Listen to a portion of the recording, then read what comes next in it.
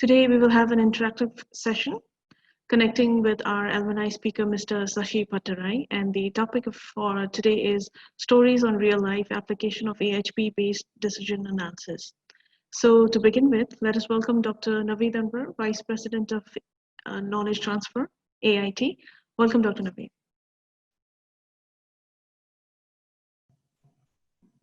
Yes, thank you so much, Shreya, and let me welcome all our colleagues one more time and our friends.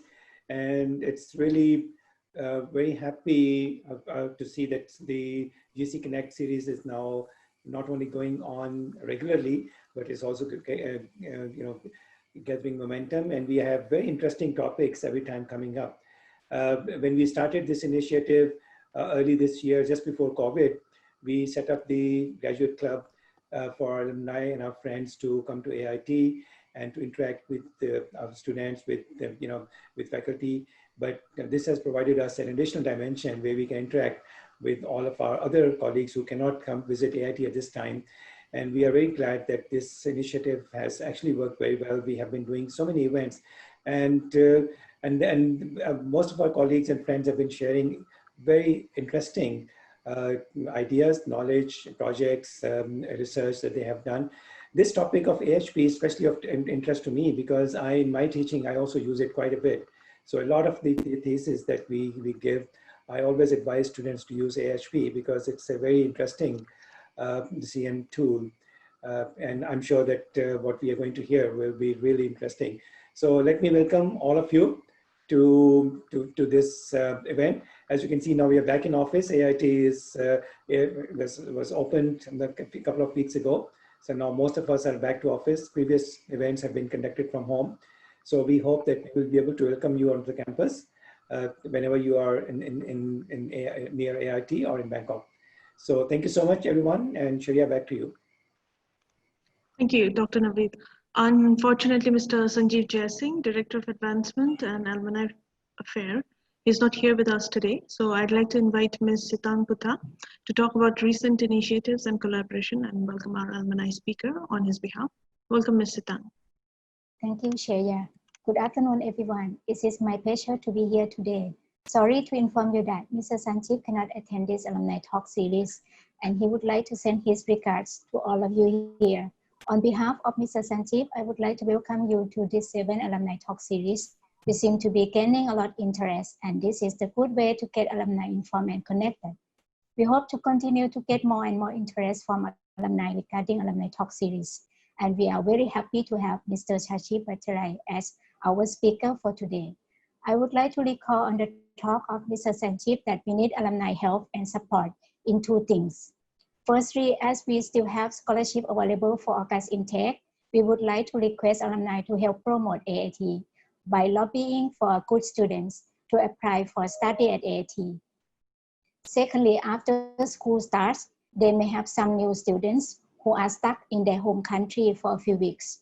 We would like to request a president of AIT Alumni Association in those countries to appoint senior alumni to serve as mentors to help their students to feel like they are at home in an AIT environment and to keep encouraging them to do their online study until they can get on an airplane to fly to Bangkok. Thank you for your attending this 7 alumni talk series. This will be a very interesting session. Now is the time to welcome Mr. Shashi Bhattarai.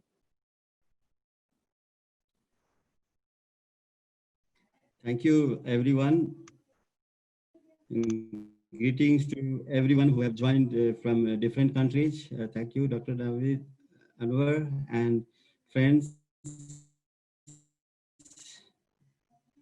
all around the world, AIT alumnus and other colleagues who have joined this topic of AHP application for decision. Before moving forward, I would like to give the sincere tribute to Professor Nath, who was the longest serving president at the AIT.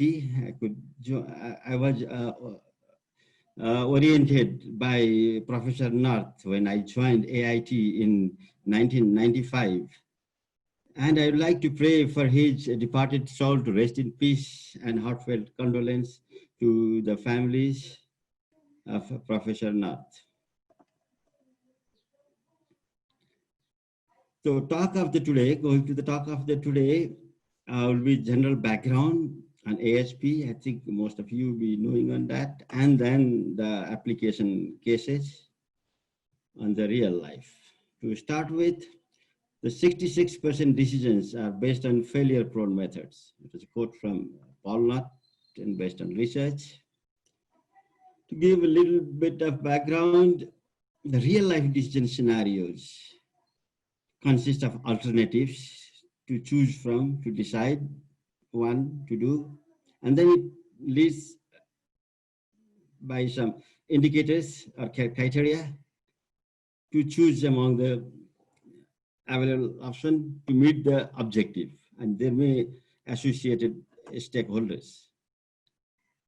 For this, the simple scenario of decision making, multi-criteria decision making, is a scenario of buying a car, whether you should buy a Hyundai or Fiat or Toyota.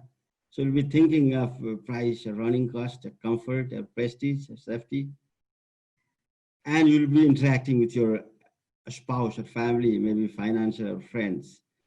So they may work as stakeholders to finally arrive at which car to buy. If we look at the complex decision scenario, let's say selecting of a landfill site, there are different stakeholders with the conflicting importance to various factors like environmental or political thing, financial, economic, social, or technical suitability. So we'll be searching for a suitable, acceptable, and sustainable solution to all the actors at the same time. To deal with all this kind of complex or even simple decision scenario, there are theories to address multiple criteria decision making, and among them, the widely used is the analytical hierarchy process. There are other theories also, so let's not go on to that. In the AHP, those who have been used, you may be familiar with this. You can simplify a complexity of a decision problem and measuring judgments and values, which guides by pairwise comparison, and helps to derive priority by combining intangibles from experience and intuitions, as well as tangibles from numbers. So in a single framework, we can use things having numbers and things that doesn't having numbers. All this to synthesize a result with the integrated dynamic sensitivity analysis to see what if scenario. So you can play around a decision situation using analytical hierarchy process to do all this processing. So there are commercial softwares available. To name few, super decisions, decision lens, expert choice, and the transparent choice. You may all could feel by the name of the software how the AHP works. So it gives a lot of understanding on the AHP itself. So moving on to applications. So most of the applications, I think I'll be talking about 6 applications: demand responsive, practical, and from Nepal and Bhutan. The first application is the joint exercise with the medical doctor, Dr. Krishna Sharma. He might have joined the talk show. So we were at the informal setting in a party. The medical doctor was searching for a scientific tool and curious to know availability of scientific tool to map and analyze the critical decisions. So for his own decisions, he was looking for a scientific tool. And the utility of AHP is discussed, and it found that AHP was most applicable to his requirement to evaluate the decision made. Basically, in a medical decision, which treatment option to select among the 3 options available. In this case, the nature take the course, or aggressive treatment, or step-by-step treatment. The need of multi-criteria decision making based on AHP is because the medical doctor cannot take a decision 100% based on medical management, the financial situation of the of the patient and the social status, the social situation of the patient also to be taken care of. And we could come out the mapping, exactly how the doctor have made a decision. It's mapped into AHP hierarchy, and then we used the software, and the judgment was made by the medical doctor himself because he has decided the decision. So it derived the weight. The medical management was the highest weight, and then after financial, and then social, and the result of the decision was the step-by-step process of treatment. And the aggressive treatment option was in second, and the nature take the course at the third. The medical doctor was satisfied with the way he has taken the decision, and the way he has think is exactly replicated by the process of AHP. So I could show him the sensitivity analysis also. If he could give more importance to medical management, then the option of the treatment would have been aggressive treatment. So it gives sensitivity of the options selected with the factor. And the learning for this medical application was that the AHP is a strong tool to judge the rationality of the decision taken. It's a holistic, gives holistic perspective for medical decisions, the basis of informed decision making and decision evidence of the case handled, and the mapping of the decision environment in AHP framework is compatible for medical doctors. But the work was done for practical use purpose, but it could generate the knowledge product as well. It was published in a medical journal, as well as the proceeding of International Symposium on Analytical Hierarchy Process. Now, I'm going to the second case of application. It is in the process of application, the mobile application for personal decision. So I was feeling the need for individual decision at the hand, because nowadays every people is having a smartphone in their hand, and what to do means there should be a potential for mobile application. And for that, my neighbor Soviet, he might have joined the talk, because he became passionate with a series of informal discussion. And during the lockdown period, so he could focus and explore and learn, and I could also able to mentor and then come out with the prototype of the AHP based mobile app for individual decision making. There exist many software, as I have presented earlier, is for corporate decisions. It's not for individuals. So the individual decision may be different. So we come out with this prototype. Screenshot is ready, is not yet released.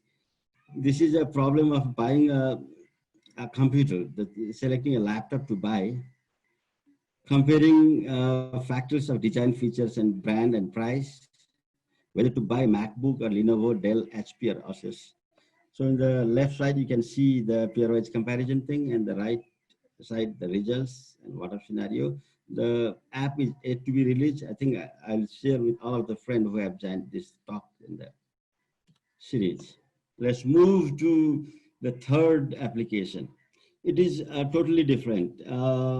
Dilemma in choosing a candidate in an election. This is the case of Nepal legislative election 2017. There was an article published by Dr. Navaraj Khatiwada, our AIT alumnus. He's also taking part in this talk. It was in Nepali, so he posted the article in his Facebook page, and I commented that there is scientific tool to address the dilemma. So we can use AHP kind of multi-gate decision-making tool to address. So he has shown the keen interest, and jointly we could map the decision dilemma into a hierarchy. It is a dilemma created by Sun. Happens to be both the candidate, the shortlisted candidate to vote was one from a political party, Madhav Kumar Nepal, with the sign of Sun itself. The other, Dr. Suryaraj Acharya, he is also AIT alumnus. The name in Nepali means Sun. So the dilemma created by Sun was the title in the article. So we could prepare this AHP hierarchy with the personal profile, the skills, very balanced hierarchy could come up as per the judgment of the factors considered by typical voters. So we could use the software to analyze this. In the basic case, the one of the candidate, the MKN was slightly higher than SRA. So if we see the base case was the skills was higher importance in factors, but personal profile was less. If we change the importance to skills high, then skills higher, then the Madhav Kumar Nepal would higher. And in case of personal profile, Dr. Surya Acharya was higher. So sensitivity analysis was reflecting the preference of a candidate. And from learning from this voting candidate selection is that the dilemma will happen only when if the voter is not committed to particular political party and not be multiple problem. And it's useful to strategic decision making for political parties as well. And AHP is actually a decision making for strategic planning. The fourth story, it's very interesting. All of you might be knowing the gross national happiness is the measure of prosperity in Bhutan. So there was a call for proposal in the 7th International Conference of Gross National Happiness with the theme in GNH of business. So we could send a proposal to use GNH framework with the AHP to see which sector of business gives more happiness or more GNH friendly. It was very interesting that the gross national happiness framework could be easily represented in the AHP hierarchy, as you can see. So it was very interesting to share this application at the Thimphu in the 2017. The result was the knowledge and service industries were at top, as you can see, and we could do the sensitivity analysis with the economic factor at the base. It was equal ecology, time use, and living standard. But with the changing the weightage, you can see which sector of industry goes up or down. With the ecology, the high priority, knowledge and service industries were further high. But if we give more importance to living standards, more of economy thing than the energy sector of industry would go up. So the finding the use at the Bhutan for gross national happiness was the concept of GNH is very much comply with the AHP model formulation. And it's very much flexible to evaluate analysis process, and it's very helpful for strategies and policies to come out with, and also potential for generating GNH score of businesses or individuals. Now coming to another case of application, it's application by Silpa Koirala, she may be present here. So the integration of AHP with GIS. So AHP has been used integrating with other tools, many tools. And it was for landslide hazard mapping in Nepal. And it was in a business, in a corporate culture, the professionals are using in a corporate culture, in an energy company, the Sanima Hydro. The main part of AHP is to generate weight to overlay in the GIS. As you can see, there are 8 factors which gives vulnerability or risk to the land stability, and it's generated weight using AHP. In this, AHP is more focused on generating weight for the factors without assigning weight in arbitrary way. So experts involved to prioritize the weight. and they resulted to the risk zoning of the map. So geographical information and the value judgment is a good demonstration of trade-off for risk ranking, which gives tracking of how the weight is generated in the risk ranking.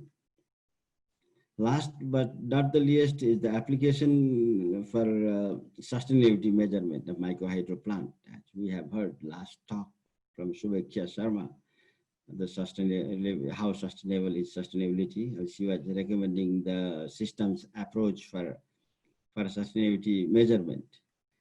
So this is a systems approach. I used to say systems dynamics. Shubhekya was recommending the system dynamics, but the AHP is the system statics. It gives sustainability status at a given point of time as sustained or sustained at risk or not sustained, covering all aspects of sustainability like technical, financial, environmental, socio-economic, and institutional, generating a score. To summarize, there is a growing interest of AHP among professionals. Earlier, it used to be more on an academic exercise. The Professor Sati, who invented AHP, was more used to telling me that they should go to the AHP should reach out to the common people for real life applications. Now it's growing, and it's a real life issues of public interest. And this demand is coming from all walks of life, as you can see, from medical doctors to the voters, to the GIS, the professionals, GIS users, or mobile application development. And reaching out to common people is need of the day, as the people has been overloaded by information. It's the age of information, and they have been overloaded by the information. So the utility of this kind of decision analysis, when the brain has to be used, so it's going to be increased day by day. I think, thank you very much. With this, I would like to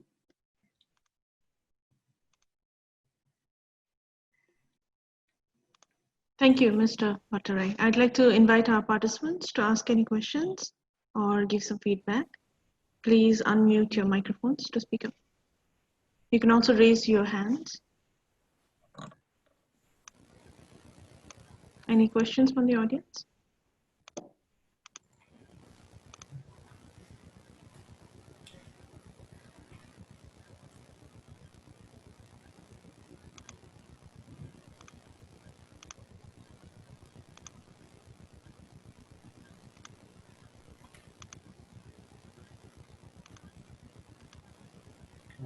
Can I ask a question, please? Yes, please.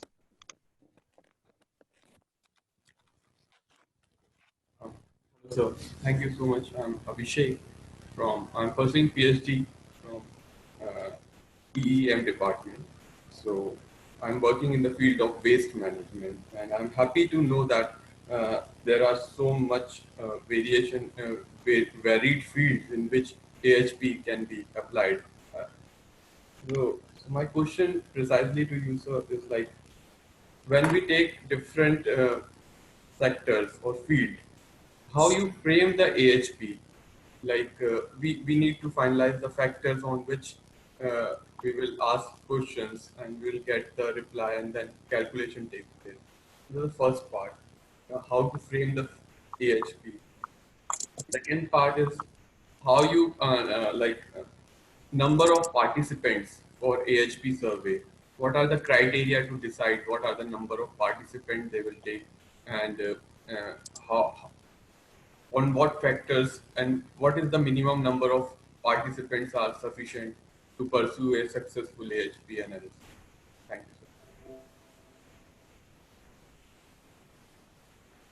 you, So thank you, Abhishek. Yes, sir. Yeah. The framing, the making, the framing of decision problem into hierarchy is art part of AHP. There exists art and science, both part in the AHP. As Professor Sati said, the framing of decision problem is art part. So it little bit needs skill and little bit research may be needed. So before coming to hierarchy, you need a lot of exercise, brainstorming, or the all possible factors, and then organizing them, and you have to take care of practical use, the inconsistency. If the matrix size is high, if 7 by 7 out, if it's higher than 5 by 5, then the high chance of inconsistency. I'll recommend to keep it in 5 by 5. So don't keep more than 5 factor in one level. If there's 6, then go to the other level. And the number of participant, the sample size. I think it's different than statistical sample size, but you may take statistical sample size. But my experience, like if you want to get response from the business community, like if the business organization, BMOs, executive committees, judgment with the factors would represent the whole business community. So that way you can reduce the sample size. So there's many ways to manage sample size in AHP also, because it depends on the decision problem to decision problem, how to tackle with that. But it's much easier than statistical process. But at the same time, you can take care of the statistical requirement of the sample size. I think, did I answer your questions, Abhishek? Well, sir, thank you for your reply, sir. And I got your point, but the thing is, like you mentioned in both the replies, that it comes with experience. So since it's my initial time, I'm taking AHP in my one of my research objective. To achieve one of my research objective, I'm using AHP, particularly in the waste management field of urban solid waste. And yeah, and the matrix I'm using is for 4 by 4 matrix. So it goes right as per your suggestion. The matrix should be small. So yeah, sir, and I will be in contact with you. Thank you for your suggestion. We'll like to You talk can contact over me this. any.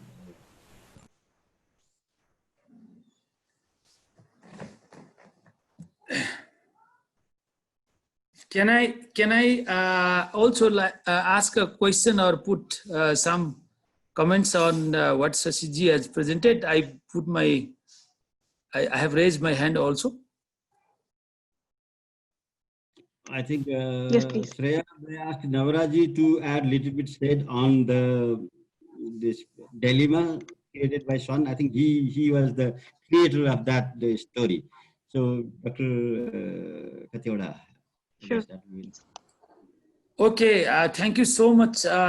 First of all, I would like to appreciate this initiative by AIT Alumni Association. And I feel like I'm home again. I feel like I'm in AIT once again. Thank you so much for organizing this. Second point is I would like to thank Shashi Bhattarai for bringing this, a pithy kind of material which was published in the newspaper, one of the daily newspaper, and thank you for giving some academic and research height to this work. Thank you so much. Now, I would just like to add, because it was a kind of real problem to me, because I was one of the voters in my constituency here, where one of the candidates was the former Prime Minister, Mr. Madhav Kumar Nepal, and another candidate was Dr. Surya Raj Acharya. So a former Prime Minister happens to be my neighbor here, and then Dr. Acharya happens to be my 20 years long friend. So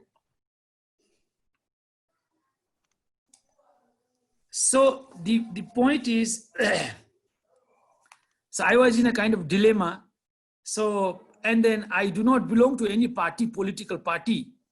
So, because I'm not affiliated, I'm a professional. So how to vote in this situation? How to choose a candidate?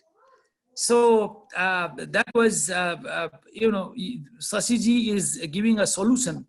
Of course, that time, because we did this analysis and the work, after the election. So maybe for the next election, this will be very, very useful, this sort of analysis.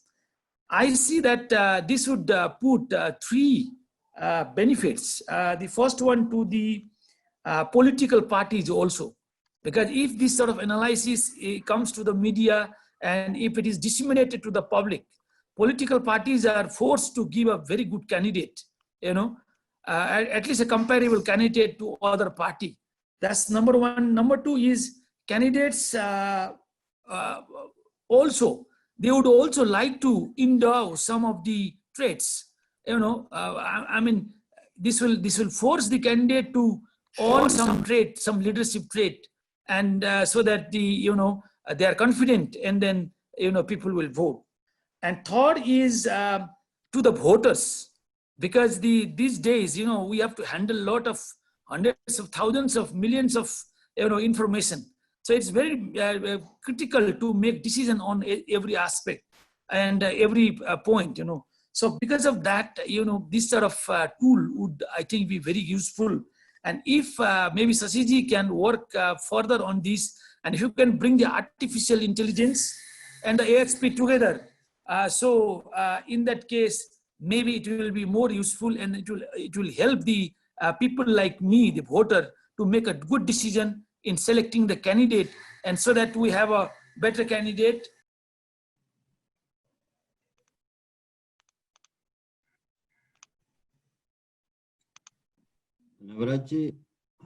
So finally, I would like to, because you have seen in this COVID-19 situation also, some of the countries have done wonderfully well, like New Zealand or Germany and like that. So there's a good leadership.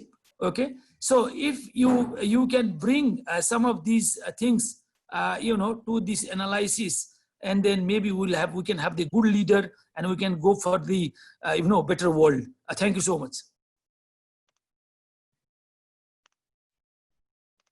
Thank you, Navraji, for add up on the work.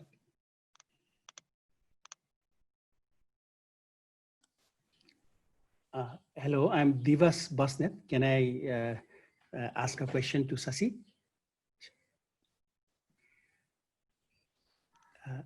Can I, Shreyaji, can I ask? Yes, Mr. Basnet. Yeah, thank you so much. Shashi, thank you so much for your very interesting presentation. I was very happy that it reminded me of taking Professor Tabukonon's MCDM course a long time back when I was a student at AIT. And basically, I was also very attracted to AHP and other MCDM tools that Professor Tabukonon taught in that course. And as a water resources engineer and a management professional, I have been using different MCDM tools, a little bit AHP, but other simpler tools like compromise programming and goal programming and other tools. I think, Shashi, you have made a very nice presentation.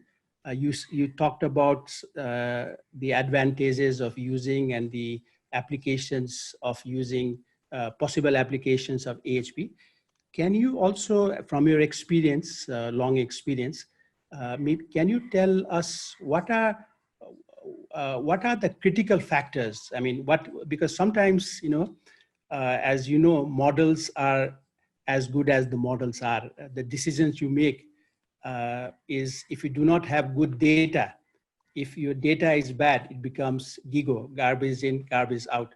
So I consider because AHP is a pairwise comparison tool where you have to compare different alternatives against different criteria, and you have to generate your attributes. You have to either, it can be quantitative and of course, I don't want to go into details, but from your experience, in order to make the decision using tools like AHP, MCDM tools like AHP, what should an analyst be careful so that the decision is not biased or not incorrect? Is my question clear, Shashi? Yes, thank you. Thank you, Divas, for very much valid questions, very important questions. The accuracy of data what the results AHP will give if the accuracy of data is poor. Is the question? I understand clearly, Divas? For AHP, the beauty of AHP is that even if the data is poor, you can see with the dynamic sensitivity analysis. The AHP, one thing is AHP combines subjective and objective information. When there is no data, also AHP can be used. As earlier, as in they started with the use in defense thing. In the defense situation, if you are in mission critical, you don't wait for the data. So you have to use the intuition or subjective judgment from the expert. That may not be accurate. To see the accuracy of the data, you will be doing the sensitivity analysis. What if scenario, if this information is plus minus by 20%, what will be the alternatives effect? So that way you can see the either in accuracy of data. For practical use for businesses, I think that sensitivity analysis is been sufficient. People are happy to make this sensitivity analysis to see the accuracy of data. And more than deciding is to getting inside of the decision problem is more important. You may decide whatever among the three alternatives you have, but you can decide one option. But you can see using AHP with the sensitivity analysis, which factor and which actor or which stakeholder is more sensitive to make that decision, that option selection successful. So you can make a strategy to make your decision successfully implemented. That is more important than deciding this or that. For that, this and the accuracy of data could be addressed from the sensitivity analysis, what if scenario and all that. I think, could I answer Divas? Thank you. Thank you. Yeah, no, that's fine. Thank you so much. Thank you so much. Yeah. There's one more question. Can I have a question? Yes, Mr. Dinesh. Okay. Thank you. Thank you. First of all, I'd like to thank AIT Graduate Club for initiating this talk series, and thank you, Shashi, for this very wonderful talk. Shashi and we work together, and also like I know he's using this AHP for a long time. One query, Shashi, is I see like when you use this AHP, it's more like say decision support system. It's also related with that, and as you say, like this has a very wide, as you saw, a lot of stories of uses from election to other modeling and all those things. As you like just now what Divasji has asked, I have like say when you use these different attributes of selecting an alternative, like using a model, it's more as you say, like it would have been more better like if it's more objective when you see the factors.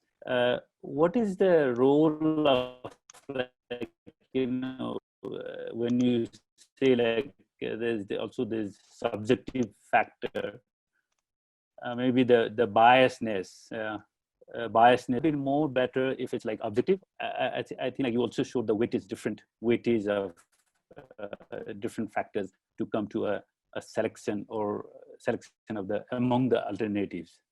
So what is the role of this like maybe biasness of the user when you select that? So I have a little bit like confusion at that stage. So will it be like the biasness and so like the subjective? It would have been more better like if you choose this as an weightage as a cue. Yes, yeah. Thank you very much, Dr. Dinesh. It's a very, very important question. I've been saying since 2003, there should be a separate professional dealing with decision analysis, supporting for decision analysis. Normally, practical, if you see the terms of reference of professionals, there is component you can see multi-criteria decision analysis. That is either attached to engineer or environmentalist or financial analyst or social scientist. So as I've shown in the sustainability framework, those are the factors that starts from who is working for decision support in a particular development decision problem, or maybe manufacturing decision problem, maybe marketing decision problem. So decision analyst is the future of the new profession. So he will be unbiased. It starts from the framing hierarchy.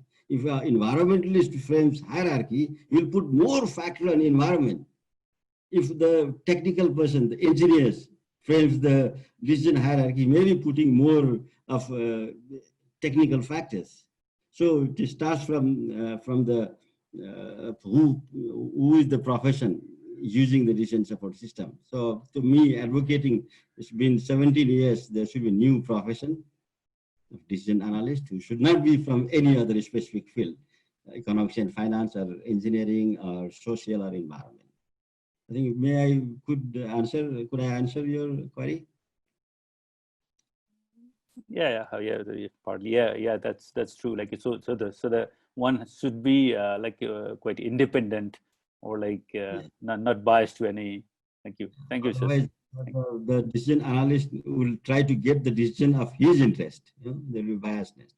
So there should be independent person to help to make the decision. That the decision analyst or decision support professional should be used for a very critical decision, very sensitive decision, which has got a strategic value. So there should be an independent person.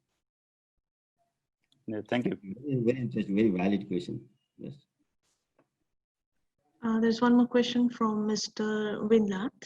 He says, has AHP been used in disaster management? If so, could you mention when and where? Yes, there's many cases. Application of AHP in disaster management. There is a major coverage for disaster management by Navneet Bhushan from India, HP. And that book is listed as a knowledge series for business leaders, Harvard Business School. So book by Navneet Bhushan, and they have that book is published back in 2004. So there are other several cases of application for disaster management. Yes. Any more questions from the participants?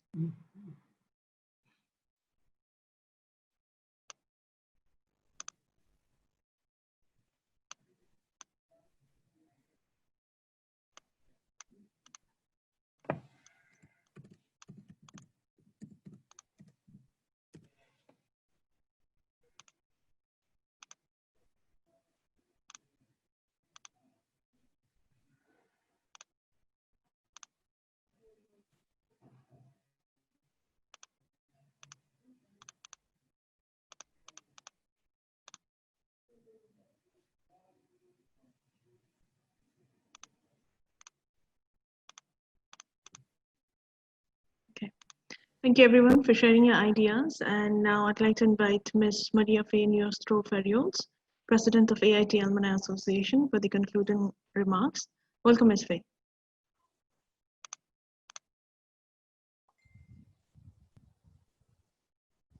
Hi. Hello, good afternoon, AIT family.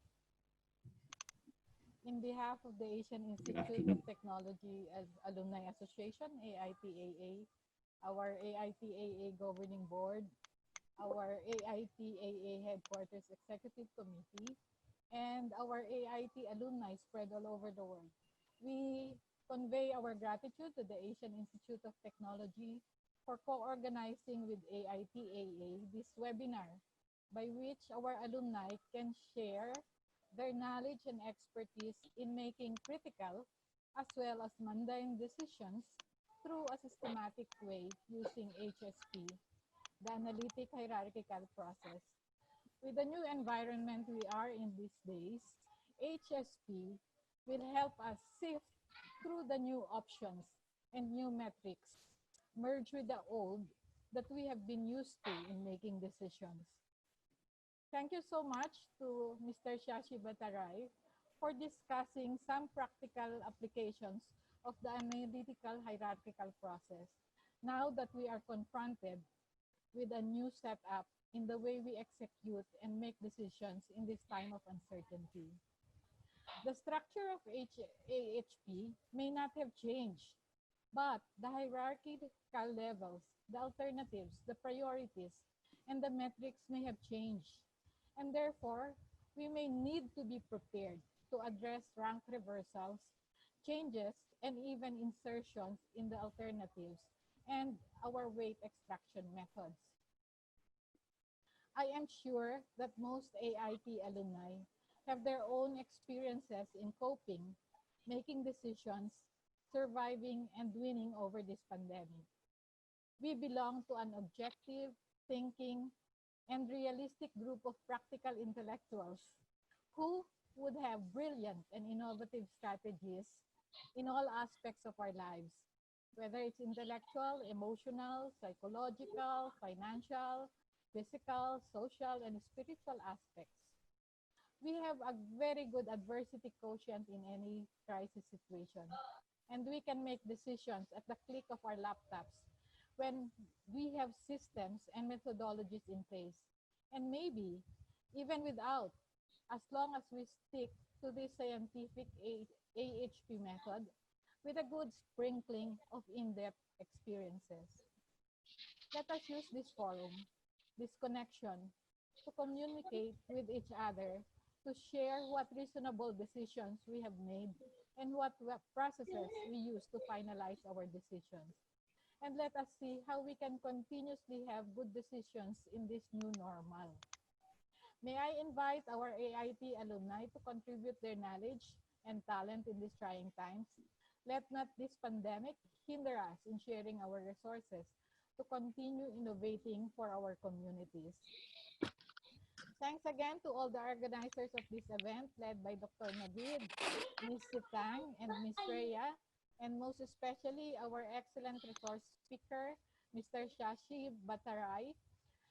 This interesting session will be aired in our YouTube channel, Walk the Talk AITAA, and our Facebook pages. So please subscribe to our channels. There will be more.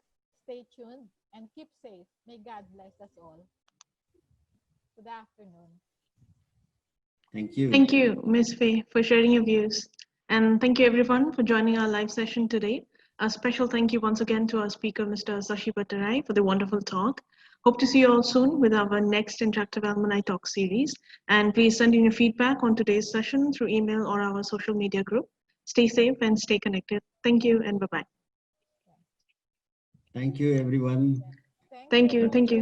Shashi. Congratulations, Mr. Shashi. Thank you.